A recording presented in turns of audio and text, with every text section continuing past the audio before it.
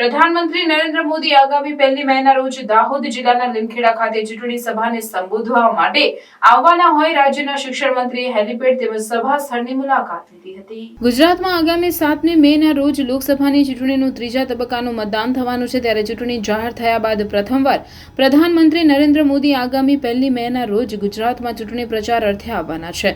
ત્યારે નરેન્દ્ર મોદી ગુજરાતમાં લોકસભા ચૂંટણીનો પ્રચાર દાહોદના લીમખેડા ખાતેથી કરનાર છે।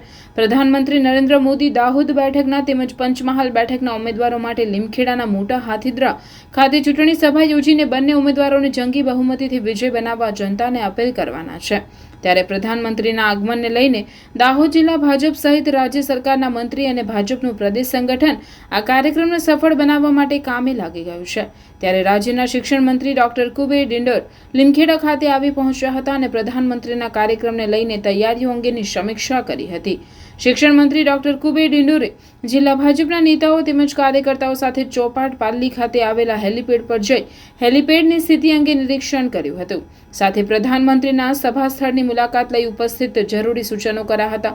આ મુલાકાત દરમિયાન સાંસદ અને દાહોદ બેઠકના ઉમેદવાર જશવંતસિંહ ભાભોર સહિત જિલ્લા ભાજપ મહામંત્રી સ્નેહ ધરિયા સહિતના કાર્યકર્તાઓ ઉપસ્થિત રહ્યા હતા।